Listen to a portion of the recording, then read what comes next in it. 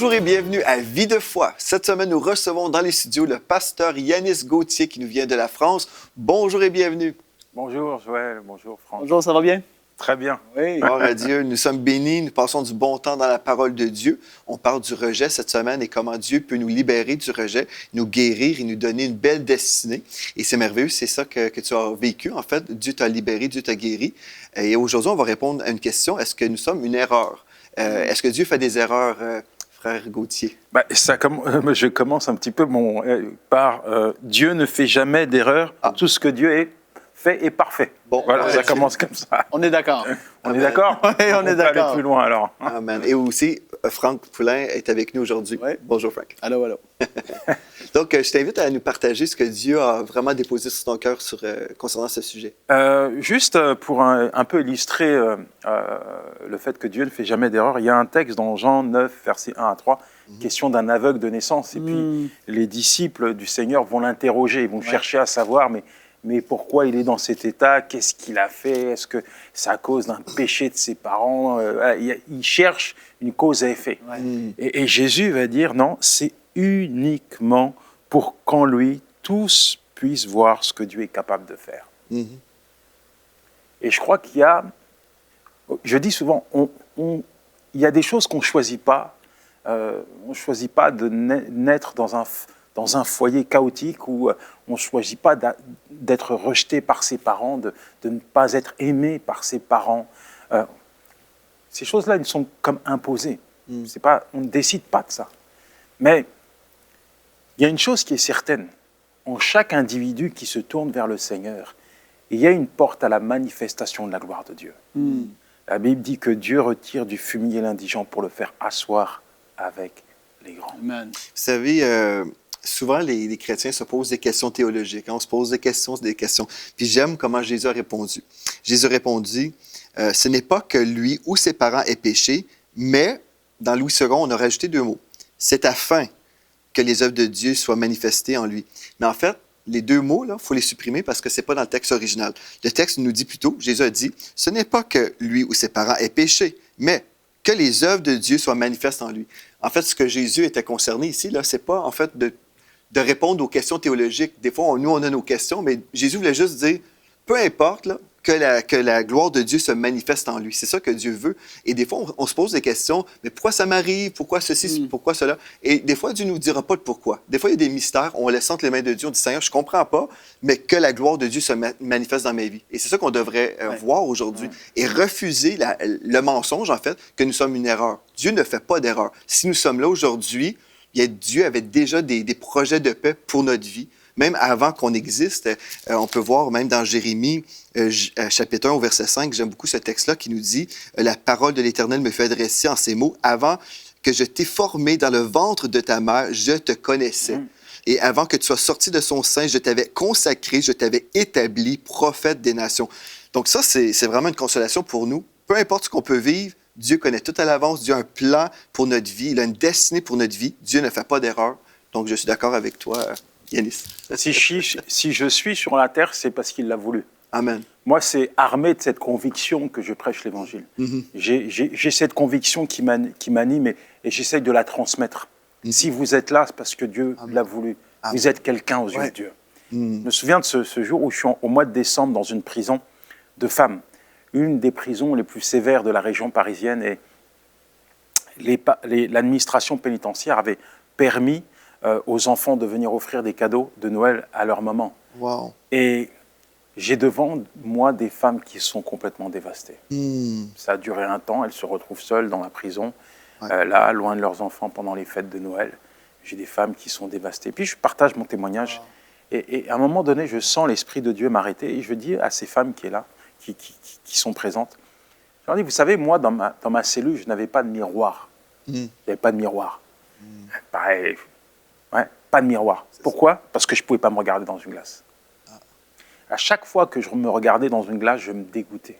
Je pensais à mes enfants que j'avais abandonnés, ma femme enceinte que j'avais laissée tomber. Je pensais à toutes les erreurs qui m'avaient conduit ici. Et je ne pouvais pas me regarder. Et je leur dis, mais c'est peut-être votre état. Peut-être qu'à chaque fois que vous vous regardez dans un miroir, votre visage est en miettes, en poussière, il est complètement décomposé. Et chaque morceau représente quelque chose qui vous affecte. Quelque chose que le diable utilise pour vous diminuer, vous casser, vous paralyser. Les erreurs qui vous ont conduit ici. Toutes ces choses qui ont fait partie de votre vie. Et puis je termine en leur disant, vous savez, je vais vous dire quelque chose. Aux yeux de Dieu, votre visage n'a pas changé. Il vous aime tel que vous êtes. Et il est disposé à vous pardonner et à faire la paix avec vous. Ce jour-là, toutes les femmes se sont approchées et ont confié leur vie à Jésus. Wow. Ouais. C'est glorieux. Il n'y a pas d'erreur. Il n'y a pas d'erreur. Tout ce que Dieu fait est parfait. C'est ça. Amen.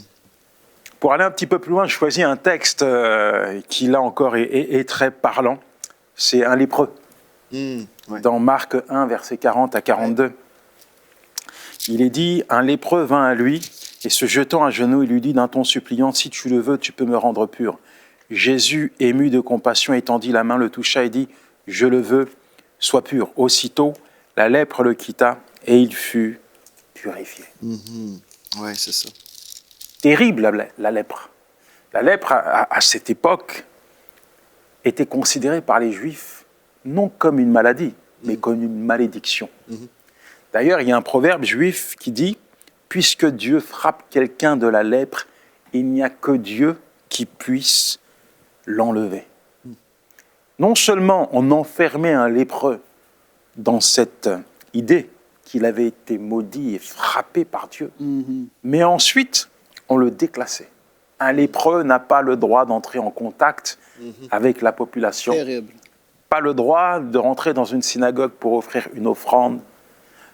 Pas le droit d'être en contact avec qui que ce soit. De sa famille, tout ça, il était exclu. Exclu, rejeté, un paria, condamné à vivre dans une grotte avec des gens qui lui ressemblent, d'autres lépreux. Ouais. Une telle souffrance. Aujourd'hui, il y a une forme de lèpre. C'est le péché. Vous frappe l'humanité tout entière. Et beaucoup de gens sont complètement dévalorisés à cause du péché. C'est ça. Et dans tout ça, Jésus est là. C'est ce qu'on voit dans cette histoire. Jésus est là. Mais ce lépreux, il aurait pu s'enfermer dans ce faux raisonnement. Tu as été maudit par Dieu. Tu étais exclu, tu mérites rien. Voilà, tu vas mourir. Parce que la lèpre conduit doucement, lentement, mais sûrement vers la mort. Ouais. Et aujourd'hui, les gens qui sont rejetés, parfois, on dirait qu'ils adoptent un comportement auto-suicidaire vis-à-vis de leur propre personne. Ils vivent dans des grottes, dans des trous, dans le noir, dans les ténèbres, et ils se détruisent. On dirait qu'ils attendent la mort. Ils attendent la mort. Puis on pense à ça, juste le fait d'avoir cette maladie qui était sûrement très souffrante, avec les membres du corps qui tombent. Là, c'est terrible. On en voit même des photos aujourd'hui. On voit cette souffrance physique, mais aussi dans l'âme. La personne est blessée, rejetée de sa famille, rejetée de ses amis aussi, totalement isolée, en souffrant physiquement. Et à l'intérieur, c'est vraiment la pire chose. Mais ce que j'aime du texte 21, Jésus ému de compassion. Là, il y a toujours de la lumière. Hein? Là où il n'y a plus rien, Dieu peut encore faire quelque chose. L'atonyme, donc le contraire de valoriser, c'est dévaloriser, abaisser, rabaisser. Et c'est exactement dans cet état qu'il est, ce lépreux. À 100 mètres, il doit se tenir. Dès qu'il voit des gens, il doit crier « impur, impur, impur ». Un lépreux, rejeté. Aujourd'hui, tellement de gens ont peur de la lumière. Tellement de gens ont peur de venir à Christ. Ils se sentent sales. On leur a dit qu'ils ne méritaient pas l'amour de Dieu. Je me souviens du jour où ma conjointe me dit que Dieu m'aime. Et je ne peux pas concevoir un seul instant que Dieu puisse m'aimer. Et j'ai une réalité pour lui faire comprendre que ce n'est pas possible. Je lui dis, tu sais, le seul amour que j'ai reçu dans ma vie, c'est celui de mon chien. Il n'y a que mon chien qui m'a aimé. Quand je rentrais à la maison, il n'y a que mon chien qui était heureux de me voir. Il n'y a que mon chien qui était là pour essuyer mes larmes. Quand je pleurais, après que ma belle-mère m'ait défoncé la tête, il n'y a que mon chien qui était là pour me donner de l'attention. Comment Dieu peut m'aimer? Non, c'est pas possible. C'est pas possible. Tellement détruit. Et aujourd'hui, combien de gens évoluent dans ce monde et ne croient plus en rien? Je me souviens de ce jour où je suis dans un train et le chauffeur stoppe les machines et il nous dit, il y a quelqu'un qui vient de se jeter sur les rails. Seigneur, il dit, il y a un homme qui est sous le train. Certainement, cet homme, il avait des souffrances que personne ne pouvait solutionner. Personne ne pouvait guérir ses blessures. Peut-être qu'il est parti au matin, il a regardé sa femme, ses enfants dans les yeux. Il leur a dit à ce soir, avec cette terrible envie de mettre fin à son calvaire. Et je suis là, je suis assis dans le train. Et il y a le contrôleur qui passe et il est pris à partie. Les gens sont en colère. Pas parce qu'il y a un mort, parce qu'ils vont être en retard à leur travail. C'est ça. Ils ont une correspondance. J'ai dit, mais quelle indifférence, quel manque de compassion. J'arrive à Paris, j'appelle un pasteur, un ami qui travaille qui est conducteur de train. Je lui dis, mais voilà ce qui s'est passé. Il me dit, mais Yanis, mais tous les jours, dans le réseau parisien, il y a quelqu'un qui se jette sur les rails. Wow. Ça m'est arrivé. Et il me dit, quand j'étais à l'arrêt, il y a une dame qui est venue me voir, une mamie. Elle m'a dit, je vais être en retard à mon travail. Et je lui ai rétorqué, mais j'attends les secours. Il y a un mort qui est là. Et elle a dit, mais de toute façon, que vous avanciez ou non, ça ne changera rien. Il est mort. Ah. Et là, mon ami lui dit, et si c'était votre enfant? Wow. Si c'était votre enfant qui était là, bien fait, hein? Est-ce que vous me demanderiez d'avancer? C'est épouvantable, j'avoue. Est-ce que vous me demanderiez d'avancer? Le désir de Dieu, ce n'est pas que le pécheur se meure, non. C'est qu'il change de conduite. Amen. Jésus est venu pour ceux qui se perdaient, pas pour les bons. Non. Moi, ce que j'aime tellement de ce thème d'aujourd'hui, Yanis, le psaume 139, et je suis sûr que tu l'as déjà prêché dans ta vie. La Bible dit, je te loue de ce que je suis une créature si merveilleuse. Et pour beaucoup de gens, c'est difficile à croire et à comprendre et à accepter, mais Dieu, c'est comme ça qu'il nous voit. Je te loue de ce que je suis une créature si merveilleuse. Tes œuvres sont admirables et mon âme le reconnaît bien. Et là, c'est là. Mon corps n'était point caché devant toi lorsque j'ai été fait dans un lieu secret, tissé dans les profondeurs de la terre. Quand je n'étais qu'une masse informe, tes yeux me voyaient, ça parle d'un embryon, tes yeux me voyaient et sur ton livre, le livre de Dieu, étaient tous inscrits les jours qui m'étaient destinés avant qu'aucun d'eux n'existât. Moi, ça me démontre la grandeur de Dieu. T'imagines-tu? Ouais. Toi, Yanis, t'es entré dans la destinée de Dieu. On fait nos chemins, mais Dieu a une destinée. Il a quelque chose qu'il a écrit sur nos vies. Avant qu'aucun de nos jours ait fût sur cette terre, Dieu avait déjà tracé un chemin. Et c'est à nous de prendre la sortie sur l'autoroute et d'embarquer sur la destinée de Dieu. Et ça, aujourd'hui, qu'est-ce qu'on vient tout juste de lire et qu'est-ce que tu viens de dire, c'est la vérité absolue. Personne n'est une erreur. Dieu a fait une destinée et a quelque chose en réserve pour chaque personne sur cette terre. Et ça, pour les gens, c'est dur à croire, mais c'est la vérité de la parole de Dieu. Et toi, tu l'as expérimenté. Mais tu vois, Frank, ce que tu dis là aussi, c'est qu'on ne peut pas accepter le mensonge du rejet si on déclare ce texte-là. Ouais. Parce que le texte dit « Je te loue de ce que je suis une créature si merveilleuse. Ouais. » Quand on se rejette, là, on ne peut pas dire ça. Là.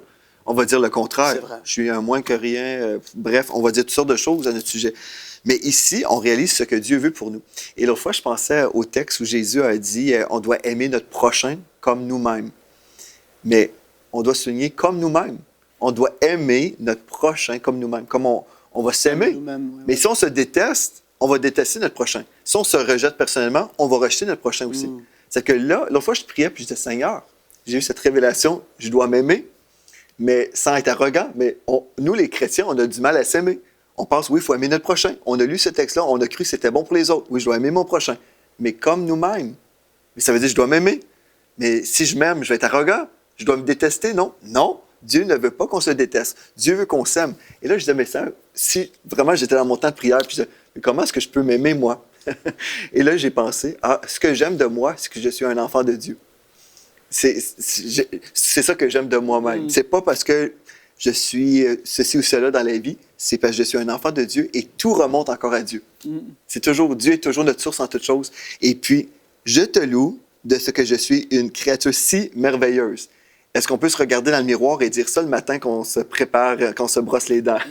Je suis une créature si merveilleuse. Et on peut avoir l'impression, Ah ben là, je suis arrogant, c'est de l'orgueil. Non, c'est biblique. Parce que si je me rejette, je vais rejeter mon prochain.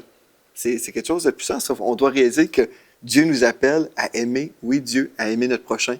Mais tout ça commence avec le fait qu'on a été pardonné de nos péchés, on a été justifié, réconcilié avec Dieu. Maintenant, le Saint-Esprit nous habite. Nous sommes le temple du Saint-Esprit. Et on doit apprendre aussi à s'accepter et réaliser, non, je ne suis pas une erreur. Je ne suis pas une erreur. Pasteur Joël, quand on souffre du rejet, parfois, il y a des mots qu'on n'a jamais entendus. Ouais. Aujourd'hui, je peux dire, puisque ma mère est décédée, qu'elle me dira jamais « je t'aime ». Ma mère ne m'a jamais dit « je t'aime ». Jamais. J'ai jamais été complimenté, gratifié par mon père ou par ma mère. Ça n'arrivera pas. J'ai vu qu'une seule fois mes parents ensemble, une seule fois. Ça a duré 2 heures. Wow. Et quand ça a fait partie de 25 années de ta vie, ça. Même, je me souviens, des premières années de ma vie chrétienne, oui, il y a la parole de Dieu qui prend progressivement sa place dans mon cœur. Mais au-delà de ça, j'ai besoin d'entendre que je suis quelqu'un de la part d'une personne. Parce que l'humain, le contact social, le contact humain est tellement important. Le contact humain. Oui, il y a la dimension spirituelle. Oui, il y a Dieu. Mais il y a aussi l'humain. Aime ton prochain comme toi-même. On a besoin d'entendre de la part de l'homme, mais que tu es quelqu'un, quoi. Tu n'es pas rien. Et quand toute ta vie, on t'a démoli, tu n'es rien, tu es un cancre, tu es médiocre, tu es ridicule, tu réussiras jamais. Moi, c'était ça, moi.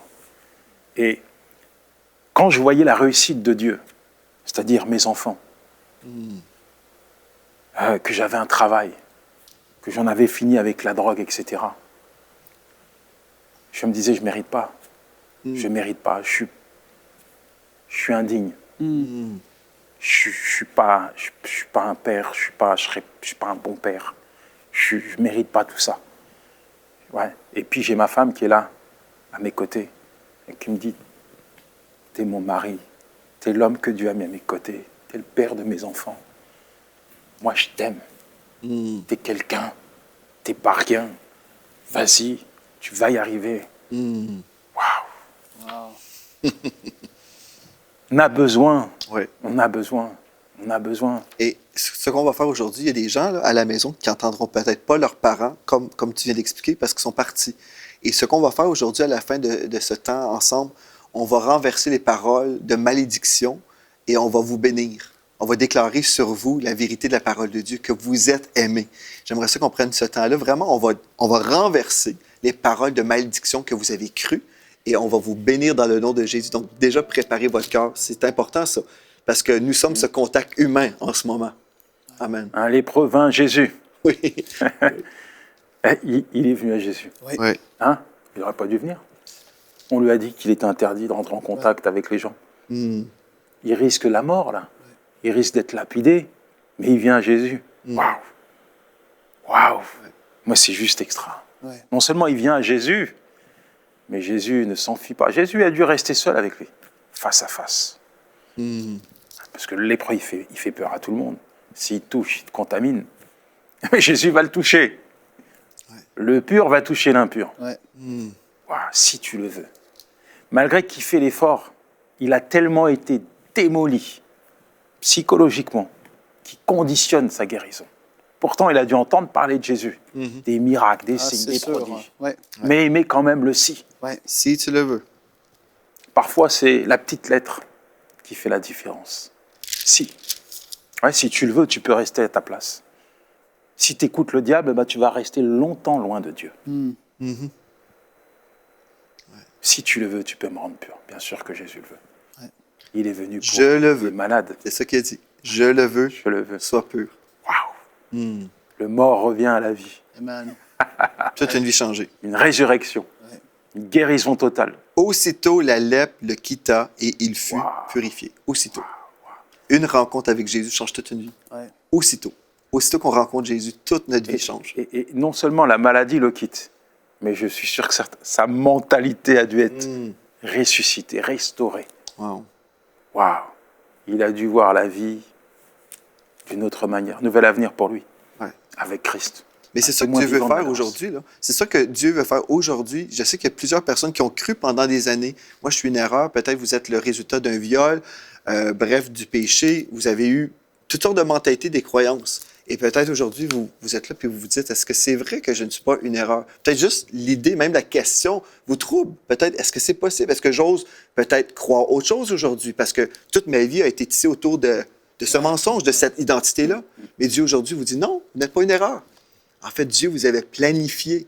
Et moi, ce que je trouve merveilleux, même avant la fondation du monde, Dieu connaît toutes choses. Hein? Ouais. Dieu avait prévu qu'on était prêts là.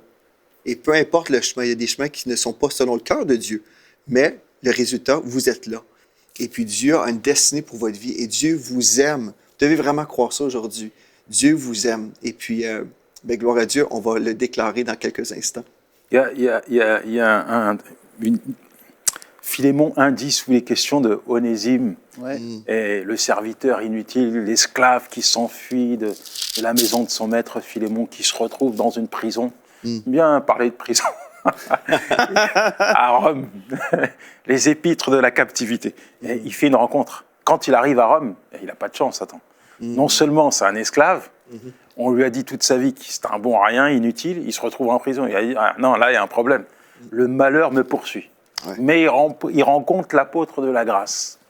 Et quand Paul lui prêche l'évangile, en fait, il lui redonne une identité. Ouais. Et quand il le renvoie à son maître, je t'envoie Philémon, le fruit de mes entrailles que j'ai engendré dans les chaînes.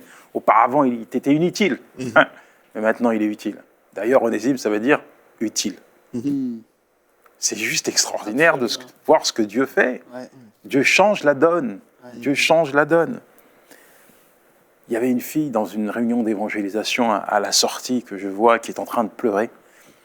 Puis je discute avec elle, j'essaie d'en connaître les raisons de son état et elle me dit, moi, toute ma vie, j'ai arpenté les ténèbres et j'ai grandi dans un foyer chrétien, mais à un moment donné, c'était fini, je ne voulais plus entendre parler de Jésus, plus entendre parler de Dieu. Ma Bible, je l'ai fermée. Même mes parents, je bouchais mes oreilles lorsqu'ils essayaient de me conseiller. Et j'ai vécu pour moi-même, j'ai suivi mes passions. J'ai été de plus en plus bas, me trouvant de plus en plus laide. Et un jour, pas plus tard qu'hier, j'ai été tellement dégoûté de ma vie, tellement écœuré de ma propre personne. Je suis monté sur une chaise, j'ai mis une corde à mon cou et j'ai tenté de mettre fin à mes jours par pendaison. Autour du cou, la corde. Elle me dit, la corde a craqué. Wow. Et aujourd'hui, j'entends le message de l'Évangile. Et moi qui pensais que tout était fini, je réalise qu'avec Dieu, tout commence, que rien n'est fini. Amen. Et j'ai décidé de lui confier ma vie. Yes. Et mes larmes, ce n'est pas des larmes de tristesse, mais ce sont des larmes de joie, Amen. de reconnaissance. Oui. Parce qu'il va redonner un sens à ma vie. Oui. Et c'est ce que Jésus fait. Amen. Gloire à Dieu. Dieu a guéri, le Seigneur Jésus a guéri ce lépreux. Et aujourd'hui, Jésus veut vous guérir, même là où vous êtes. J'aimerais ça qu'on prie pour vous. J'ai à cœur de vous lire un texte dans le psaume 32 au verset 8. « Je t'instruirai et je te montrerai la voie que tu dois suivre. Je te conseillerai. J'aurai le regard sur toi. » Et c'est une promesse de Dieu. Oui, Dieu va avoir le regard sur vous, mais il a son regard sur vous en ce moment. Là où vous êtes dans votre maison, ne pensez pas que vous êtes seul avec une télévision ou avec même peut-être sur Internet, vous nous regardez dans les réseaux sociaux, peu importe la source. En ce moment, Dieu est là où vous êtes. Vous êtes sur votre canapé, votre divan. Dieu est là avec vous en ce moment et il veut vous guérir et vous restaurer. Il veut prendre cette identité que vous avez peut-être depuis des années, erreur. Il veut enlever ça comme étant vraiment favorisé, mais chéri aussi, chéri de Dieu. Ouais. Et Dieu veut vous adopter dans sa famille royale. Si vous êtes déjà un enfant de Dieu, bien, il veut enlever cette étiquette que vous avez sur votre front, rejet ou même peut-être abandonné. Dieu veut vous adopter aujourd'hui, vraiment, mais aussi dans votre âme, que vous puissiez vraiment recevoir pleinement l'amour de Dieu en vous. Et on va prier pour vous, on va renverser ces paroles. Moi, je veux commencer juste en disant, dans le nom de Jésus, je veux supprimer, renverser toutes les paroles de malédiction, les mensonges qu'on a déclarés sur vous. La Bible nous dit, la vie et la mort sont au pouvoir de la langue. J'annule la mort qui a été semée dans votre tête, dans le nom de Jésus-Christ de Nazareth. Et aujourd'hui, je déclare la bénédiction de l'Éternel. Si vous avez donné votre vie à Jésus-Christ, je déclare ce que Dieu dit sur vous. vous êtes bénis. Si vous n'avez pas donné votre vie à Jésus-Christ, vous pouvez dire simplement, oui Seigneur Jésus, je te donne ma vie, prends ma vie et fais de ma vie un chef-d'œuvre pour toi. Et Dieu vous entend. Et c'est aussi simple qu'un oui. Jésus est mort sur la croix. Il a donné sa vie par amour pour vous. Et c'est sûr et certain que Jésus a payé le grand prix. C'était difficile pour lui. Pour vous, c'est facile. Vous pouvez juste dire, oui, je m'abandonne. Peut-être vous allez dire, ah, mais c'est pas si facile. Je réalise ça. Mais aujourd'hui, en disant oui, vous faites transférer d'un royaume à un autre, du royaume des ténèbres à ce royaume de la lumière. Et vraiment, aujourd'hui, je déclare sur vous un jour nouveau, une vie nouvelle en Jésus-Christ. Oui.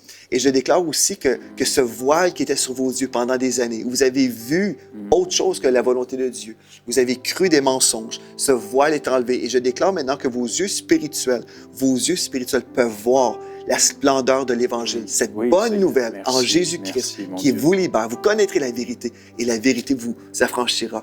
Amen. On peut prier aussi pour les gens à la maison si vous avez quelque chose à cœur.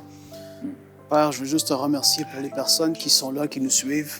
Amen. Je prie pour ces jeunes adultes, ces adolescents, ces jeunes adultes qui ont cru jusqu'à ce jour que leur vie était une espèce, d'erreur et toutes ces choses qui ont pu être dites sur leur vie.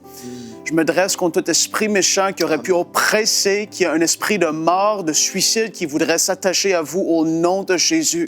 Nous brisons cette puissance maintenant par l'autorité du nom de Jésus. Amen. Nous déclarons que vous êtes libre, que votre tête est relevée, qu'il y a un jour devant vous, un jour nouveau. Le soleil va se lever sur votre vie encore. Vous allez être dans la joie et non pas dans la tristesse, parce que c'est ce qui est votre partage. Nous appelons la joie du Seigneur à vous envahir maintenant même, là où vous êtes, au nom de Jésus. Et Père, je te remercie parce que tu fais du bien à des personnes qui ont été volées par l'ennemi, ceux qui ont voulu se faire détruire par le diable. Tu les relèves et tu les fortifies puissamment, Père, au nom de Jésus.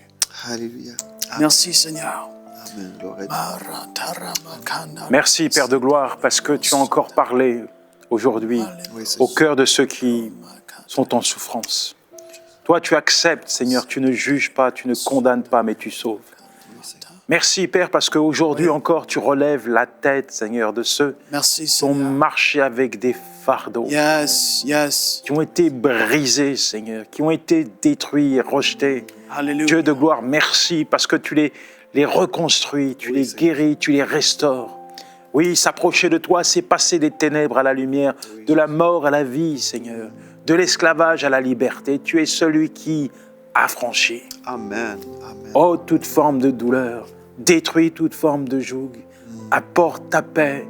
Merci, mon Dieu, de ce qu'à partir d'aujourd'hui, Seigneur, ceux qui nous ont écoutés, ceux qui ont pu s'identifier, Seigneur, à ta voix, tu leur donnes de marcher en conformité avec ta parole, Oui. qu'ils puissent se voir au travers de ta parole, Seigneur, Amen. s'identifier, Seigneur, à ce que tu dis à leur sujet. Oui, Père. Oui, Père, ils sont des créatures merveilleuses et qu'au travers, Seigneur, d'eux, Seigneur, de leur vie, Seigneur, ta gloire puisse se manifester pour en toucher et en sauver d'autres.